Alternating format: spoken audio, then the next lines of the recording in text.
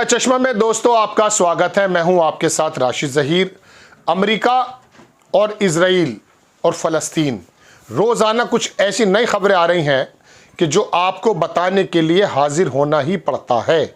Iran के विदेश मंत्री, और मैं आपको पहले बता चुका था कि चीन के विदेश मंत्री अमेरिका पहुंचे। बाइडेन साहब की टोन चेंज हो गई। ये मैं नहीं कह रहा हूं, ये अमेरिका के और इसराइल के बड़े बड़े अखबारात कह रहे हैं। बाइडेन ने कहा कि जो वेस्ट बैंक पर कब्जा है, एक्सट्रीमिस्ट हैं वो लोग। गोया के आप ये समझ लीजिए कि कब्जा है इसराइल के यहूदियों का। वो वेस्ट बैंक पर जो कब्जा कर रहे हैं और वहां पर जो बमबारी कर रहे हैं उसको कंडेम कर रहे हैं। माना जा रहा है कि ईरान के विदेश मंत्री का जो ये दौरा है और चीन के विदेश मंत्री का जो ये दौरा है, इसकी वजह से बाइडेन थोड़ा सा स्टेप डाउन करते हुए दिख रहे हैं। इसराइल के क्या काम है, वो कितना रुका है, रूस क्या कह रहा है, बाकी तमाम जगह क्या क्या हो रहा है, ये मैं आपको बताने जा रहा हूँ। 4-6 मिनट आप मेरे साथ बने रहेंगे। सबसे पहले खबर मैं दिखाता हूँ वाशिंगटन पोस्ट से। इसमें लिखता यह है अखबार कि बाइडेन शिफ्टिंग टोन, बाइडेन की टोन चेंज हो गई है। और मैं आपको व्हाइट हाउस की वो विज्ञप्ति भी दिखाने जा रहा हूँ। Stresses need for Palestinians state after war. आप इसी वक्तव्य से अंदाजा कर सकते हैं, और इसको बहुत बड़ा दुनिया का अदारा है एपी, उसने लिखा कि Biden condemn retaliatory attacks by Israel settlers against Palestinians in the West Bank. Biden ने कंडेम किया है वेस्ट बैंक पर जो जिस तरह का हमला है, जिस तरह की चीज़ें, उसको बाइडेन मना करते हैं। अब इसराइल का जो सबसे बड़ा अखबार है हेरेड्स, उसने लिखा कि बाइडेन ने कह दिया कि 2 state solution must follow Israel Hamas war. Israel को एक जवाब है। और मैं समझता हूं दर्शकों के पिछले 25-30 सालों में जितनी मेरी नज़र है, अमेरिका के राष्ट्रपति के मुंह से पहली बार 2 स्टेट सॉल्यूशन की बात निकली है। अगर इस बात को अमेरिका कह रहा है तो जाहिर सी बात है, अंदाज़ा कर लीजिए कि इसराइल की सारी लड़ाई बेमाने है। चूँकि इसराइल का जो मकसद है वो पूरी दुनिया जानती है कि वो किस किस जगहों पे कब्जा करके अपना ग्रेटर इसराइल बनाने की प्लानिंग कर रहा है। ऐसे समय में अमेरिका के राष्ट्रपति के मुंह से ये शब्द निकलना कि वेस्ट बैंक के अंदर, वेस्ट बैंक समझ लीजिए ये वो एरिया है जहां फ़लस्तीन का कब्जा है। गाज़ा के अलावा जो फ़लस्तीन अला है दूसरा, वहाँ उस जगह को जो मस्जिद अल-अक्सा के बराबर में है उसको वेस्ट बैंक का एरिया कहा जाता है। और वहाँ 3 लोगों की बच्चला करती है। वहाँ पर जो यहूदियों ने, ज्यूज़ ने किसी भी तरीके से कॉलोनीज़ बनानी शुरू कर दी थी, कब्ज़ा करना शुरू कर दिया था, उसको कह रहे हैं बाइडेन कि ये एक्सट्रीमिस्ट वेस्ट बैंक सेटलर्स। ये बहुत बड़ा रिप्लाई है।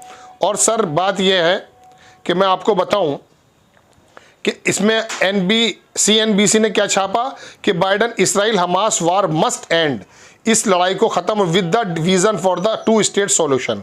और ख़त्म हो जाना ये सॉल्यूशन इसका जो है 2 स्टेट का जो है जब ही बन पाएगा। अब ये तो है वहाँ की बात जो मैंने आपको अमेरिका की बात बताई है। इसके अलावा ताज़ा हालात मैं आपको बताता हूँ दर्शकों। हमास के अंदर हुआ यूँ है कि इसराइल ने अपने टैंक कल एंटर करने की कोशिश की, बमबारी हुई, वापस भागना पड़ा। लिखता है अखबार कि हमास 50 बंधकों को इजराइल हमले में मौत। हमास का कहना यह है कि इसराइल ने जो ज़मीनी हमला किया था घुस करके उत्तरी गाज़ा में, वहाँ 50 जो उनके पास बंधक हैं, लगभग 200, उनमें 50 की मौत हो गई है। अब तक 25 पत्रकारों की मौत है। पत्रकारों से मैं आपको बता दूं कि इसमें से 21 पत्रकार अल जजीरा के हैं। और अमेरिका के विदेश मंत्री कतर पर बहुत नाराज़ हैं कि आपका अल जजीरा कर क्या रहा है। यानी कि अल जजीरा को बंद करने की कोशिश की गई। और पहला दुनिया में चैनल ये ऐसा है दर्शकों जिसने इसराइल और फ़लस्तीन के बारे में बिल्कुल हक़ायक़ यानी कि रियल रिपोर्टिंग की है। इसके 21 रिपोर्टर मारे गए। और मैं आपको बताऊं, अल जजीरा के पत्रकार दाद दोह के परिवार के 4 लोगों की मौत हो गई है। ये वीडियो काफ़ी वायरल है। तस्वीर आपकी शक्ल पे लगाता हूँ। ये पत्रकार काफ़ी ज़माने से कवर करते हैं अल जजीरा को।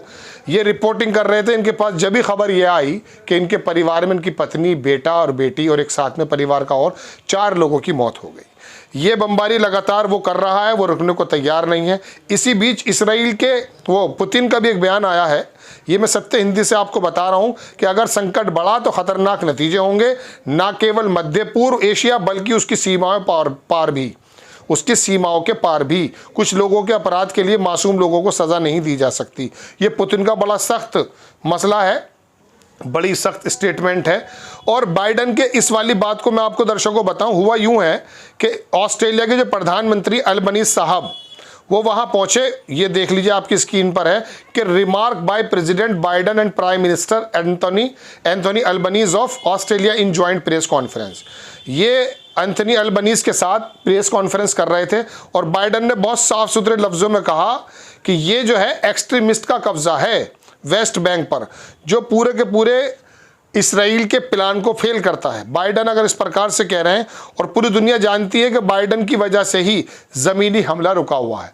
अब कयास ये लगाए जा रहे हैं कि ईरान के विदेश मंत्री या चीन के विदेश मंत्री से क्या बात हुई है, इसके बारे में तो कोई ऑथेंटिक रिपोर्ट हमारे पास है नहीं, लेकिन कयास ये लगाया जा रहा है कि इन दोनों के दौरे के बाद बाइडन के मूड को, बाइडन की टोन जो शिफ्ट हुई है, उससे अंदाज़ा यही किया जा रहा है कि बाइडन ने शायद इन लोगों की बात सुन के और पूरे मशरिकुल वस्ता यानी कि मिडिल ईस्ट, इसकी पूरी की पूरी लाम्बिंग होते हुए देख के शायद अपने कदम को थोड़ा पीछे हटाया।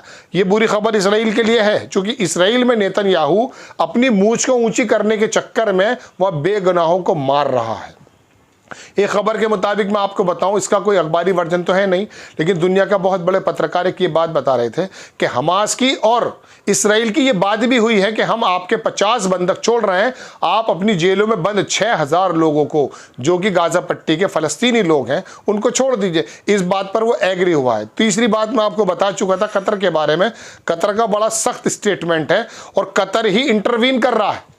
कतर अगर पीछे से हट जाता है तो हमास के बीच में, इसराइल के बीच में, अमेरिका के बीच में जो मध्यस्थता करने वाला कंट्री है वो कतर है, वो पीछे जाएगा तो ये आप समझ लीजिए कि डिप्लोमेटिक जो बात होने के चांसेस से युद्ध बंद हो सकता है या कम हो सकता है, उसके चांसेस कम हो जाते हैं। लेकिन कतर पर अमेरिका ने जिस तरह से कहा कि अल जजीरा को रोकी है, ये भी एक सवालिया निशान खड़ा करता है। क्या आप सूचनाओं को आगे नहीं आने देना चाहते? बहरहाल बड़ी खबर यह है कि बाइडन की टोन थोड़ी चेंज हुई है और ये अच्छी खबर भी है। हो सकता है, संभव है कि बाइडन के इस रुख से इसराइल के रुख में थोड़ी नरमी आए, लेकिन वो आज भी लगातार बमबारी कर रहा है। जैसे शाम होती है वो अपनी बमबारी शुरू कर देता है। इसी बीच जो ईरान के बड़े खमनेई साहब हैं, उनका भी बयान आया है। उन्होंने कहा Palestine will definitely to victorious. फ़लस्तीन का उन्होंने बारे में कहा कि ये जो है कामयाब हो जाएंगे। बहरहाल ये टोटल 3-4 खबरें थी जो मुझे आपको देनी थी। आपको खबर कैसी लगी अपनी राय कमेंट्स बॉक्स में ज़रूर दीजिए। चैनल को सब्सक्राइब कीजिए, शेयर कीजिए। नेक्स्ट टाइम मैं किसी खबर के साथ आता हूँ। जय हिंद।